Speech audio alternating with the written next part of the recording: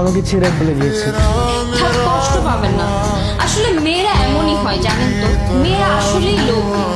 এই যে কত শোনা যায় মেয়েরা বুড়া বুড়া কাকুদের বিয়ে করে টাকার লোভে। কখনো কি শুনেছেন ছেলেরা কখনো টাকার লোভে বুড়ি কাকিমাকে বিয়ে করেছে?